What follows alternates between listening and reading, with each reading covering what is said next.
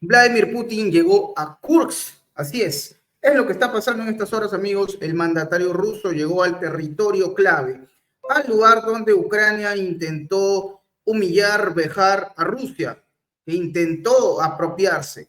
Bueno, llegó Vladimir Putin, hizo presencia en la provincia de Kursk, envió un mensaje a los enemigos, dijo que aniquilarán y acabarán con todas las tropas atrincheradas. Se habla ya de una recuperación de más del 80%, 86% exactamente del territorio por parte de Rusia. Recordemos que en una decisión alocada, Ucrania y la OTAN, por supuesto, decidieron enviar un contingente allá, a Kursk. Los últimos acontecimientos han sido nefastos, por decirlo menos. Seguramente usted también está al tanto, querido público, sobre la operación Tubería, aquella de la cual 800 militares rusos se escabulleron en una tubería de 15 kilómetros, nada menos impresionante. Esto ni Hollywood podría haberlo hecho así tal cual, la realidad supera la ficción. Y obviamente estos 800 militares rusos ejecutaron una operación brutal para desplazar a las tropas enemigas. Se habla de 7.000 ucranianos que terminaron huyendo a partir de este operativo.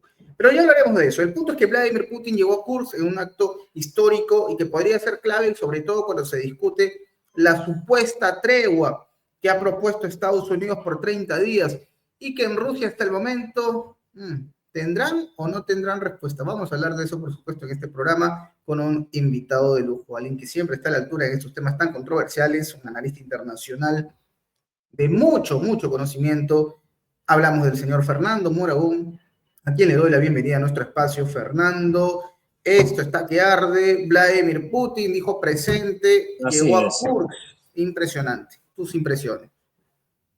Pues, a ver, lo que ha hecho es aprovechar la victoria de una manera muy efectiva. Es decir, lo primero que hay que decir es que efectivamente la ofensiva última que se ha realizado en los últimos días en Kursk ha terminado por acabar con el famoso pedacito de tierra que tenían los ucranianos y que todavía, en fin, muchos tarados, muchos locos, muchos dementes que por ahí pensaban o decían que no, eso lo intercambiaremos por tierras conquistadas por los rusos en Ucrania. Bueno, pues ya no lo vais a intercambiar por nada porque os habéis quedado sin ello.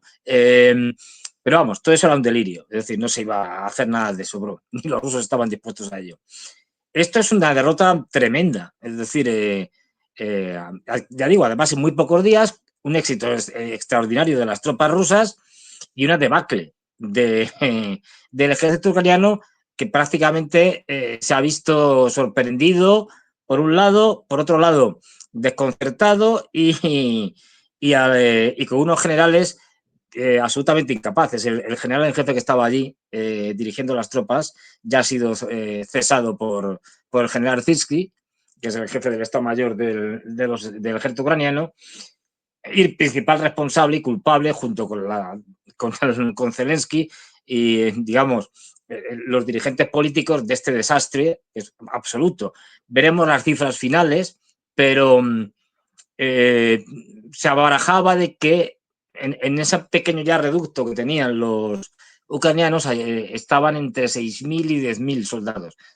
Ya veremos al final. Es decir, pero en cualquier caso, ha sido una operación que ha sido por parte de los ucranianos un desastre, no ha servido para nada más que para consumir tropas y además tropas de calidad en general y una cantidad de armamento brutal que ha sido destruido por los rusos, con lo cual un absoluto éxito por parte de Rusia y que por el momento han intentado tapar los norteamericanos y los ucranianos, por un lado con la famosa encuentro en Arabia Saudí entre la delegación ucraniana encabezada por Marco Rubio, perdón, norteamericana, ya se me confunden, en la norteamericana de Marco Rubio y luego en la ucraniana por el que es la cabeza pensante, un poco el titiritero ucraniano de Zelensky, ¿no? El cerebro gris, que es su jefe de gabinete.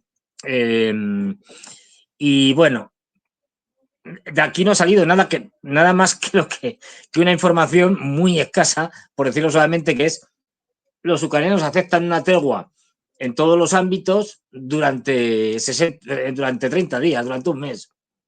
Bueno, esto es como no decir nada, ¿eh? Pero bueno, luego si quieres entramos en ello. Y por otro lado, un ataque a la desesperada, también en ese mismo día, por parte de los ucranianos, con más de 300 drones sobre objetivos civiles en una amplia área que iba incluso hasta las afueras de Moscú. Intentos desesperados para tapar lo que era realmente importante, que era la gran victoria de los rusos en Kursk y la debacle de los ucranianos, que están aplicando ya el método famoso de sálvese quien pueda. Autoeliminación, ¿no? Habla mucho de Sí, eso. sí, ¿no?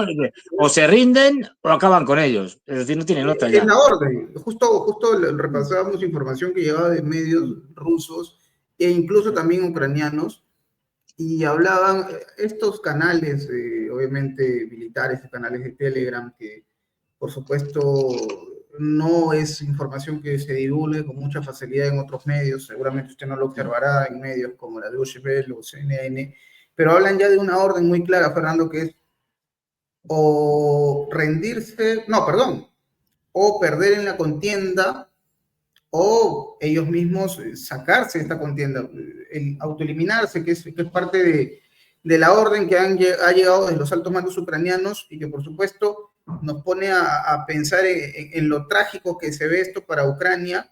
Algunos incluso empezaron a negociar con las tropas rusas y entregaban armas de la OTAN para salvar sus vidas, que fue un mecanismo que algunos lo han tomado como una deserción, pero que es, como tú lo dijiste, el sálvese quien pueda. Justo estamos viendo imágenes de esta reunión, que por supuesto marca un hito, hay que decirlo de esta manera. Es impensado para muchos que Vladimir Putin llegaría a esta zona. Es un mensaje poderosísimo por donde se observe, y tiene para los efectos, en propaganda al menos, mucho impacto, ¿no, Fernando? Que es como que uno, no sé si ocurrirá en esta etapa del conflicto, pero yo no pensaría en una imagen de Zelensky con con toda esta demostración que hace Vladimir Putin, ¿no? O sea, yo no vería, por ejemplo, a Zelensky mostrándose victorioso.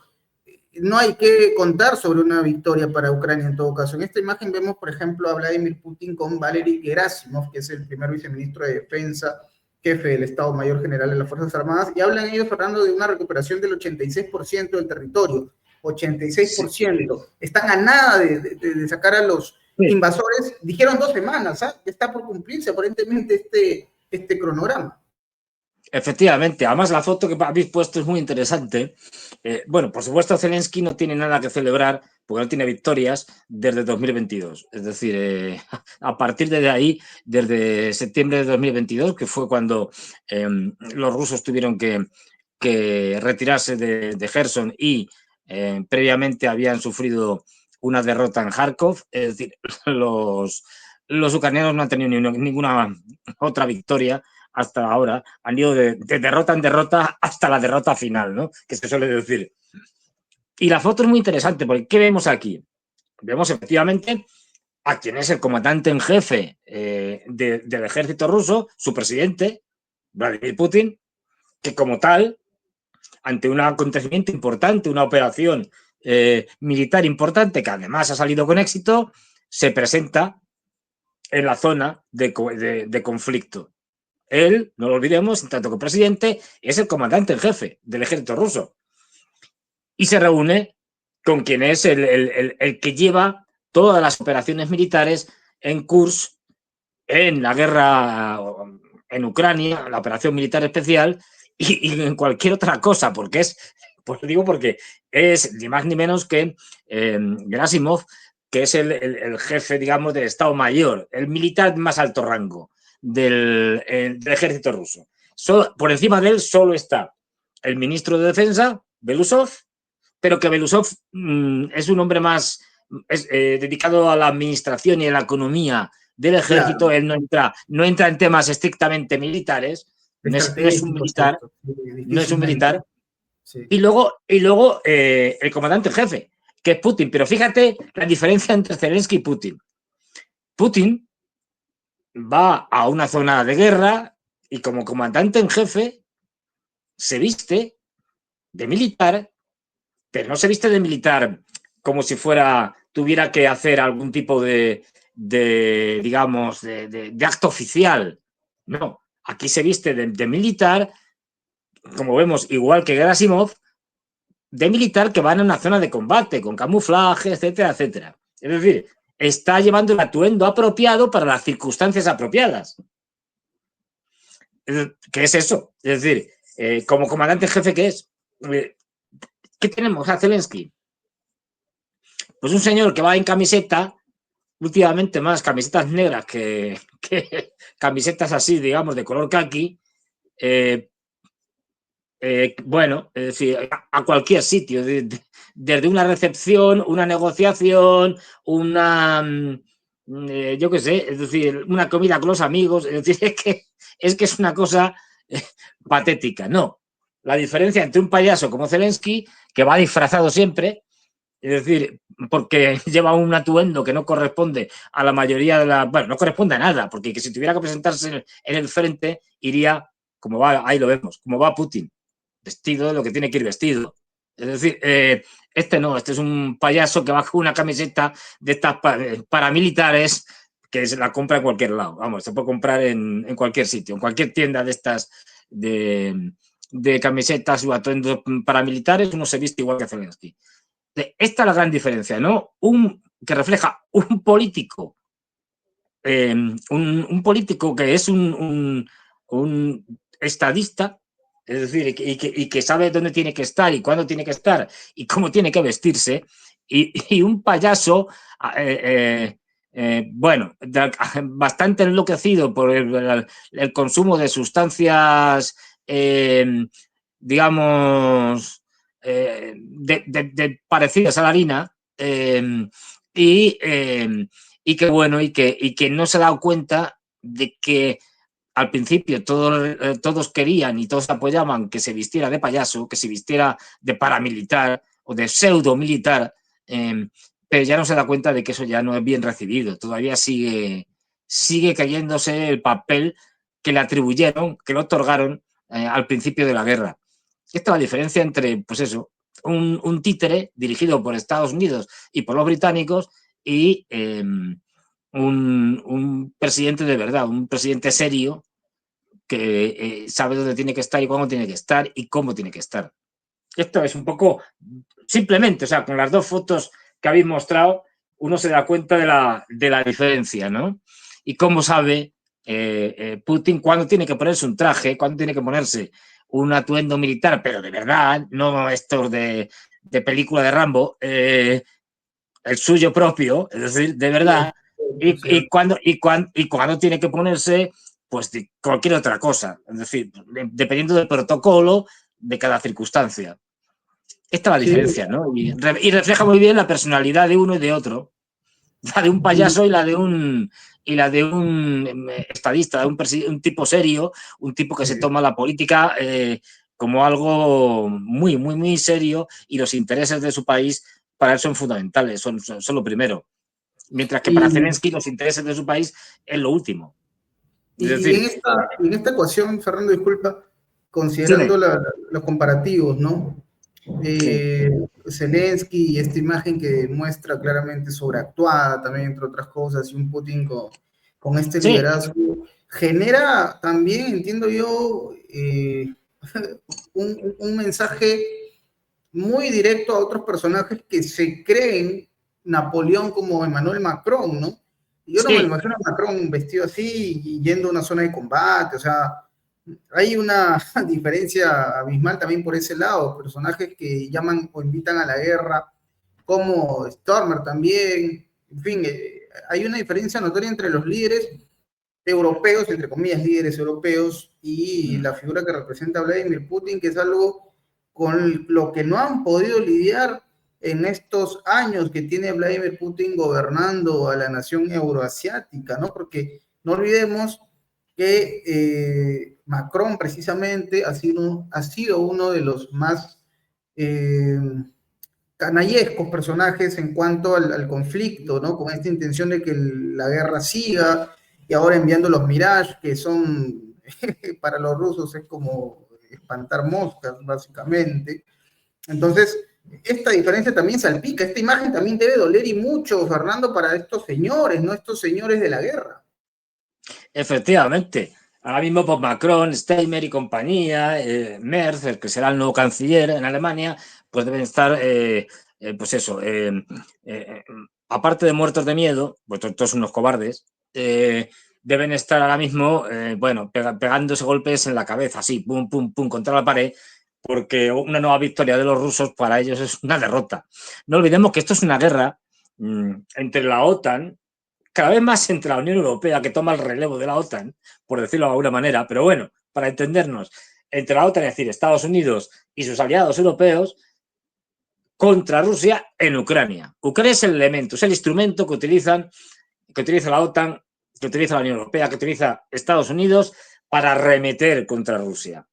Pero son ellos los que están detrás. Y como bien se ha visto ahora con la famosa, bueno, que ha sido más un gesto que otra cosa, con la famosa suspensión de todo tipo de ayudas militares, especialmente en el tema de la inteligencia, pero también en el tema de armamento, etcétera, a Ucrania, pues bueno, es decir, los mismos ucranianos saben que esto, si hubiera durado y hubiera sido completo, pues es que Ucrania dura muy poco, dura un mes o dos, no dura más. Sin inteligencia no pueden hacer nada. Es decir, todos los recursos modernos para un ejército moderno se los está proporcionando fundamentalmente Estados Unidos. Sin ellos, el ejército ucraniano está desamparado, está batido, porque no tendría nada. Es decir, no podría hacer ni la mitad de las cosas que hace ahora. Entonces, bueno, esto ha sido una colleja para que al final Zelensky firme lo que tiene que firmar, para que Zelensky ahora no siga haciendo el bruto y acepte una tregua, porque al principio él decía, él se apuntaba a la tesis francesa, que era, no, vamos a hacer una tregua por el mar, por el aire, pero en tierra no.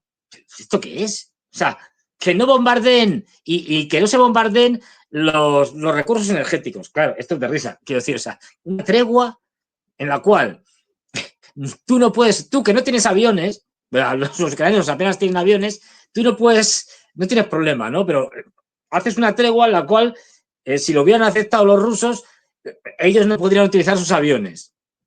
Es decir, igual pasaba en mar, ellos no, en el ejército ucraniano, en este caso la armada ucraniana, ya no tiene barcos. Entonces, claro, puedes hacer una tregua por mar. Los rusos sí. De hecho, cuando hay los grandes ataques y no tan grandes, muchos de los misiles salen desde barcos de la flota del Mar Negro. Es decir, que esto es una propuesta delirante. De hecho, lo vamos a combatir por tierra y además no vamos a atacar nuestros recursos energéticos. Cuando, digamos, la suma o la cantidad de destrozos que han hecho los rusos a los recursos energéticos ucranianos es inmensamente mayor que lo que han conseguido los ucranianos atacando fundamentalmente depósitos de gas, de diésel, de gasolina, etcétera, o refinerías y cosas parecidas. El sistema eléctrico ucraniano está en las últimas y los sistemas de almacenamiento de gas también están muy tocados, porque están siendo bombardeados constantemente por los rusos, ¿no? Entonces, bueno, estos delirios no van a ningún lado. Es decir, probablemente porque estamos ahora en una etapa en la cual lo último que yo leí, creo que fue Peskov el que lo dijo, pero vamos, da igual, es que obviamente cuando le preguntan por esto, dicen, pues nosotros estamos a la espera de que la delegación norteamericana que ha hablado con los ucranianos nos cuente qué han acordado con los ucranianos o qué les han dicho. Hasta que no vengan los norteamericanos, nos reunamos con ellos o se reúnan otra vez en Arabia Saudí o donde sea y nos cuenten lo que han dicho los ucranianos, pues entonces ya veremos. En función, porque ya digo, lo único que sabemos es eso. Es decir, que es como no decir nada. Esto es como, yo pongo el ejemplo, esto es decir, un acuerdo de alto fuego de 60 días en todos los ámbitos, tierra, mar y aire y tal, o sea, completo. Bueno, pues esto como yo digo, he llegado a un acuerdo contigo, Enzo, para que nos compremos un coche. Pues poca información hay, pero ¿un coche cómo? ¿Un coche barato o caro? un coche que sea un turismo pequeñito o un deportivo de estos casi, o un Fórmula 1. Es decir, un coche que tenga lo básico o que le metemos muchos extras. Es como no decir nada. Quiero decir, anda que hay tipos de coches distintos, con diferentes características. Un coche que corra mucho o que corra poco. Un coche eléctrico o de motor de combustión. Decir que no vamos a comprar un coche es como no decir nada. Pues eso, decir que, bueno, estamos dispuestos a una tregua, vale, ¿en qué condiciones? Esto es lo que no nos han contado. ¿En qué condiciones? ¿O con qué condiciones? Que eso es lo importante. Entonces, bueno, hasta que no sepamos las condiciones, pero vamos, seguramente lo que harán los rusos es decir sí, pero no. Pueden decir no, directamente. No olvidemos que esta tregua solo le conviene a los ucranianos. A los rusos, van ganando la guerra. Acaban de tomar Kharkov, es decir, perdón, Kharkov, Kursk. Es una victoria tremenda. Siguen aplastando en el sur de Donetsk a los ucranianos, que no son capaces de establecer líneas de defensa por la rapidez en que los terminan desplazando. Terminan, digamos, echándolos más hacia la retaguardia, ¿no? Ucraniana. Ya digo, militarmente Rusia cada vez está más fuerte y Ucrania cada vez más debilitada y cada vez sobre todo con menos efectivos. ¿Por qué razón iba Rusia a darle una tregua a los ucranianos para que tuvieran tiempo a recuperarse, a rehacer sus líneas, a fortificarse? Es que no tiene más mínimo sentido. Es decir, cuando tú vas ganando, esto es como un combate de boxeo. Por ejemplo, si tú tienes arrinconado ahí al otro boxeador, le estás golpeando, el otro boxeador ya está prácticamente ahí semi-inconsciente, está, pues eso, atontado. Tú lo que no haces es decir, bueno, espérate, lo tengo ahí contra las cuerdas, pero ahora me voy un ratito, hasta que pase un minuto y tal, y luego vuelvo. No, le sigues machacando hasta que lo tiras abajo con un knockout. Es decir, es que es una cosa delirante. Aquí hay otra estratagema. Los norteamericanos se quieren desvincular del conflicto lo más posible, en el sentido de no aparecer ya como parte de, aunque siguen siendo parte, esto es una mentira, ellos siguen proporcionando todo lo necesario para que los ucranianos puedan seguir combatiendo. Dicen que ahora es a través de Polonia, ¿no? Salieron a hablar los polacos y dijeron cínicamente, ¿no? Que Estados Unidos sigue suministrando armas a Ucrania, pero ellos están ahí como el puente, de manera descarada, pero era evidente y era obvio, los rusos siempre lo supieron. Claro. Este era simplemente un pequeño aviso. O sea, mira, vamos a quitaros unas cuantas cosas y tal, para que veáis que si queremos os podemos dejar, pues, hablando mal y pronto, en pelotas, es decir, sin nada de lo importante. Y claro, Zelensky enseguida se asustó y dijo, venga, firmo lo de las tierras raras y tal, y todas estas cosas.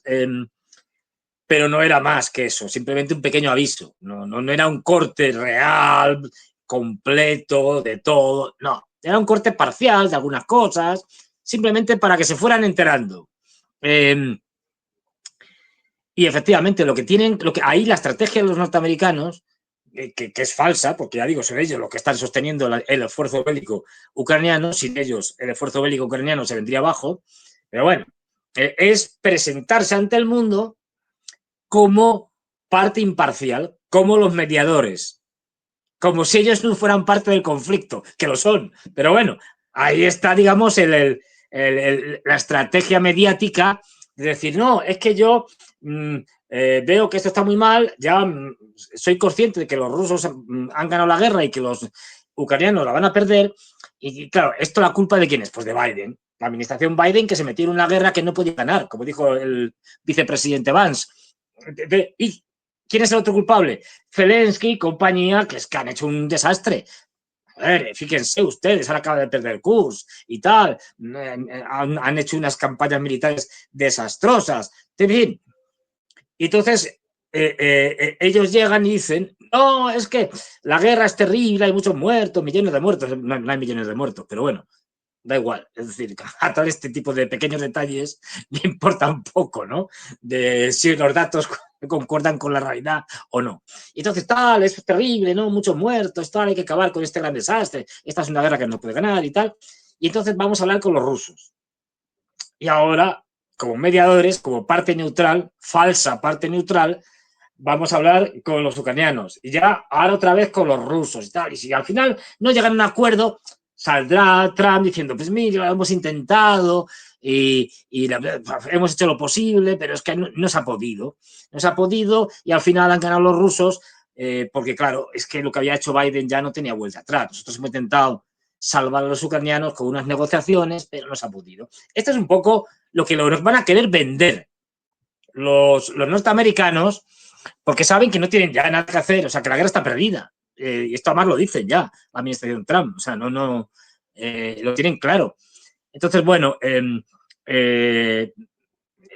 prácticamente yo creo que los rusos van a conseguir todas, digamos, las reivindicaciones o todo aquello que se proponían, ¿no? Y que se contaba en la carta, digamos, que hizo en junio Vladimir Putin, o el documento en el que se ponían los puntos fundamentales. Y no olvidemos aquí el punto, porque la gente se confunde mucho. Yo entiendo que la gente, y yo también lo hago, quiero decir, o sea, que es que nos vamos al mapa, los mapas, ¡pum! A ver, ha habido avances en tal sitio, ha habido tal, ahora fíjate, tienen más territorio, tienen menos, pero la guerra y la estrategia de los rusos y los objetivos de los rusos no son conquistar más o menos territorio. Estamos hablando del país más grande del mundo, lo que le aporta, como incluso, fíjate, si conquistara toda Ucrania, no sería algo que cambiara especialmente, digamos, las características y las capacidades de Rusia. Tendrían una ventajas, pero bueno, tampoco es excesivamente grandes. No es un tema territorial esto, ¿eh?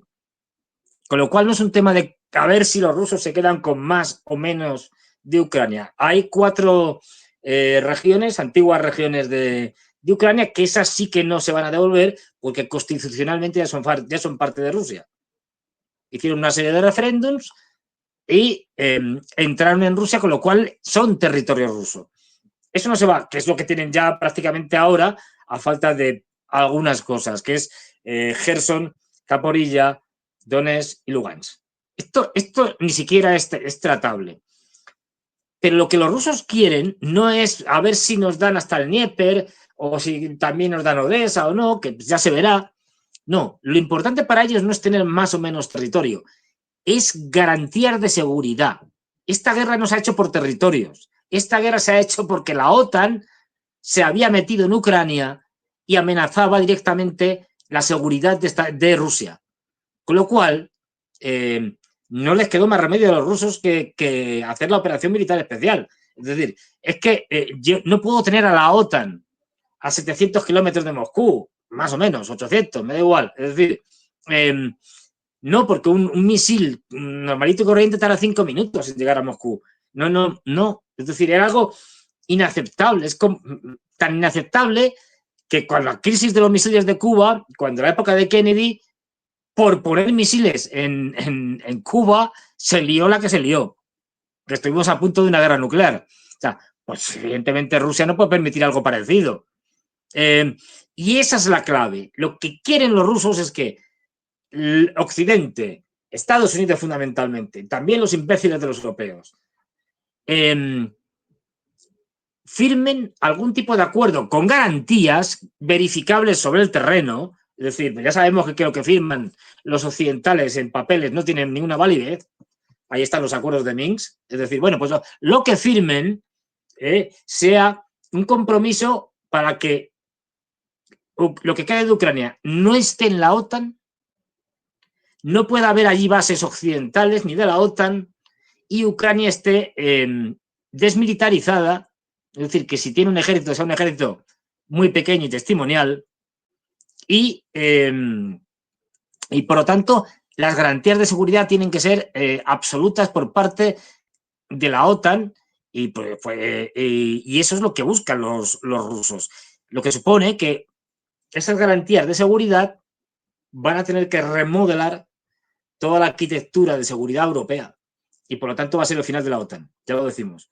De hecho, ya anda diciendo Elon Musk y alguno que otro más diciendo en X, en la plataforma X y tal, haciendo, bueno, vamos a ir llamándole tweets porque estamos acostumbrados, porque decir, no sé cómo se llamaría, pero bueno, poniendo cosas como, por ejemplo, que Estados Unidos tiene que salirse de la OTAN, que la OTAN ya no sirve para nada, que esto es un gasto innecesario, que es uno de los discursos constantes de la administración Trump. La OTAN y Europa es un gasto innecesario, que la defensa europea se la paguen los europeos. Fernando, y aquí hay un tema también que es creo yo, que importante en todo este escenario, ¿no? Claro, el deseo de Rusia es esta garantía y obviamente, como tú lo mencionas, hay recuerdos muy claros de incumplimiento. Ahora, yo pregunto, y esto es sin asusar ni nada por el estilo, ¿es que acaso Rusia, previo a este acuerdo, tendría que dejar un mensaje poderoso? No estoy diciendo con esto, ojo, no estoy diciendo que tenga que enviar una bomba al corazón de Londres, ni nada por el estilo. No me refiero a eso. Es decir, da la sensación de que no hay una lección que haya aprendido Occidente respecto a esto, porque claro, los azotes los sintieron los ucranianos, no así los líderes de Europa. Entonces uno se preguntaría, ¿será que previo a estas garantías, previo a estos acuerdos, Rusia tendrá que dejar un mensaje y huella sobre su poderío? O sea, es un tema no menor porque, claro, con esto yo no estoy apoyando en absoluto las masacres que se dieron en la Segunda Guerra Mundial, pero la sensación de muchos es que Estados Unidos logra persuadir a Japón a partir de las bombas de Hiroshima y Nagasaki, ¿no? Yo no estoy diciendo con esto que Rusia tenga que hacer lo propio, solo que me refiero a que hay una sensación de que en Occidente no terminaron de tomar en serio el poderío ruso, el poderío militar de los rusos. E insisto, Dios nos libre de que ocurra algo como esto, que en una situación desesperada los rusos terminen ejecutando o maniobrando de modo tal de que haya un golpe letal que incluso afecte a los civiles. Esperemos que eso nunca ocurra.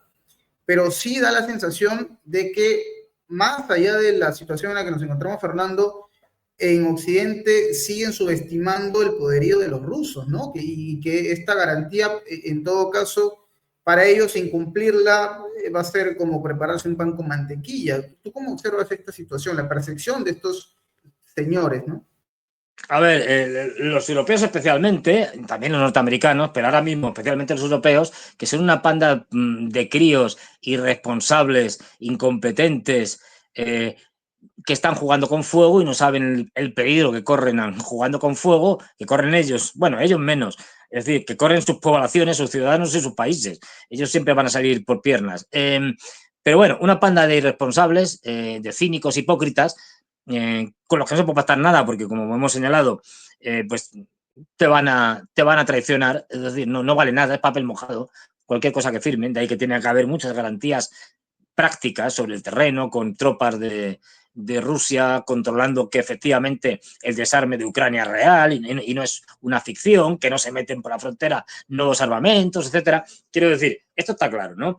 Pero ahora mismo el problema, los rusos están ganando, los rusos están muy cómodos, acaban de recuperar Kursk, van a seguir avanzando fundamentalmente en Donetsk, es decir, ya han superado prácticamente ya todas las grandes líneas de defensa, ya están superadas.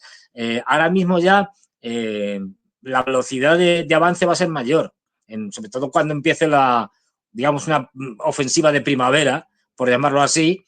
Por lo tanto, no tienen prisa. La guerra de desgaste les está funcionando perfectamente. Poco a poco van destrozando al ejército ucraniano, que cada vez tiene más problemas. Luego, los rusos no tienen necesidad de hacer ninguna demostración de fuerza. Van ganando, el tiempo juega a su favor y están machacando a Ucrania y a la OTAN en Ucrania. Los que están desesperados y el tiempo juega en su contra es Occidente. Son los europeos. Estos son los peligrosos. Y especialmente los británicos, que ven que su objetivo se les escapa de las manos, pero rapidísimamente. ¿Y cuál es su objetivo? Su objetivo es que al final hubiera o haya una guerra entre Rusia en Ucrania y la OTAN, pero ya no de manera, digamos, no oficial, sino oficial, es decir, con los norteamericanos. Porque todos estos cobardes saben perfectamente que sin la intervención directa de Estados Unidos, ellos pueden decir lo que quieran de que van a llevar tropas y tal, pero es que no tienen ejércitos, es decir, son de risa. Lo que quieren es una confrontación directa, que es una cosa de chalao, pero bueno, directa entre Estados Unidos y Rusia en Ucrania, que es a lo que se niega Trump, por supuesto. A ver, no está, Trump puede ser muchas cosas, pero no está chiflado. Es decir, tiene muchos defectos, pero no está tan chiflado como estos. Y esto es lo que ahora mismo es peligroso, porque especialmente, ya digo, los británicos, que son los que tienen ahora mismo más influencia sobre Zelensky y su gobierno, pueden intentar cualquier tipo de cosa que sea una provocación de tal calibre que Rusia se vea obligada a responder con mucha fuerza y a partir de ahí los norteamericanos no les quede más remedio que implicarse directamente en la guerra. Esto es lo que están buscando. Por el momento, lo que están haciendo, Rusia, digamos, aguanta los golpes, ¿no? Por seguir con el símil del boxeador, tiene una buena defensa y va parando los golpes. Y los asume. Es resistente, tiene su boxeador fuerte, resistente. Pero claro, ya se estaba hablando otra vez por parte de los ucranianos y con el apoyo de los británicos, como no, de volver a atacar nuevamente el puente de Kerch y destruirlo. Esto no llevaría a los rusos a hacer ninguna barbaridad, ¿eh? Lo asumirían como parte de la guerra, digamos, pero quién sabe, han atacado muchísimas veces, incontables veces durante los últimos años, la central nuclear de Zaporilla. Imagínate que les da a la desesperada, no tienen otro recurso, y lanzar un ataque contra la central de Zaporilla y provocar una crisis como la de Chernóbil. Sería terrible y lo peor es que claro, no es ahí obligarían a Rusia a responder de una manera más contundente. Estos son los peligrosos, o sea, los que están ahora mismo desesperados y están buscando la manera de implicar a los norteamericanos como sea, son los europeos, especialmente los británicos, el tonto Macron, es decir, y son los que ahora mismo serían capaces de cualquier barbaridad. No los rusos, que ahora mismo, ya digo, no tienen necesidad de ello. Sí, lo que pasa es que los europeos son unos cobardes, entonces siempre lo van a intentar hacer a través de los ucranianos, nunca lo van a hacer de manera directa, y lo van a intentar, que sea algo cuya respuesta no se vaya de las manos. Es decir, me explico. O sea, un ataque a algo que obliga a Rusia a responder, pero a responder con fuerza, con dureza, pero no con demasiada dureza. Es decir, que no tengan que lanzar los rusos para parar y calmar a los locos europeos un misil nuclear táctico en algún sitio para decirles, miren, hasta aquí hemos llegado, señor Macron, usted se puede meter su paraguas nuclear en donde le quepa. Pero bueno, es decir, esta es la peligrosidad del juego tan peligroso, tan absolutamente demencial que están jugando los europeos con Rusia. Sí. Tienen que hacer una provocación que implique la entrada de Estados Unidos en la guerra, pero lo que no pueden hacer es llevarnos directamente a una guerra nuclear. En fin, estamos en manos de esta gentuza. O sea, esto tiene que quedar claro.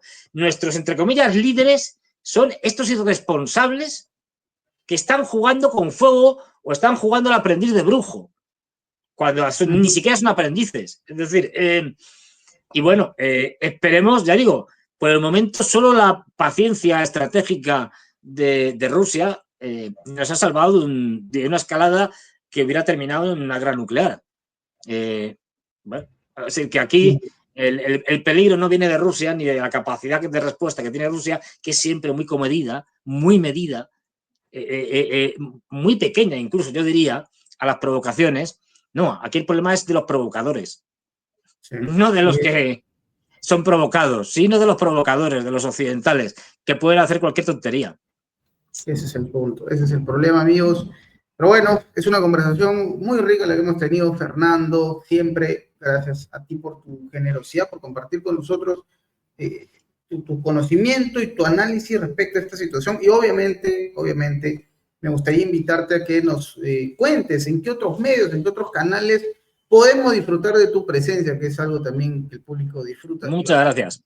Pues sí, es decir, bueno, como podéis ver, en los lunes y los miércoles en Prensa Alternativa, aquí con mi amigo Enzo, y los martes y los jueves, que en el canal de Ariel Unpierrez, esto hemos cambiado ahora, ya es a las 23 horas, hora de Madrid, a las 11 de la noche, y luego en el canal de Ezequiel Pistoletti, los miércoles y los domingos a las 21 horas, ahí seguimos en la misma hora, a las 21 horas, hora de Madrid, y yo los viernes, también en el mismo canal de Ezequiel Pistoletti, pero ya por libre, yo, por mi cuenta, pues ahí estoy también a las 23 y ahí pues cuento ya mis locuras los viernes a las 23 horas. Perfecto. Muchas gracias, Fernando, por tu tiempo y gracias al público también por estar presentes en la descripción. Vamos a dar la información de los horarios para que usted pueda disfrutar de Fernando y los días en los cuales usted puede observarlo en estos canales. Fernando, te quiero agradecer nuevamente y al público también. Nos estamos despidiendo, amigos, pero por supuesto, esta es una despedida muy breve porque los contenidos están a la orden del día en Prensa Alternativa. No se depende de la información que aparece en nuestro canal. Cada 30 o 40 minutos vamos sacando informes. Es una máquina el equipo con el que contamos. Así que no despeguen su mirada sobre los contenidos de Prensa Alternativa. Gracias, Fernando. Te mando un súper abrazo y al público también. Nos reencontramos. Muchas gracias, Enzo. Gracias, Fernando. Adiós.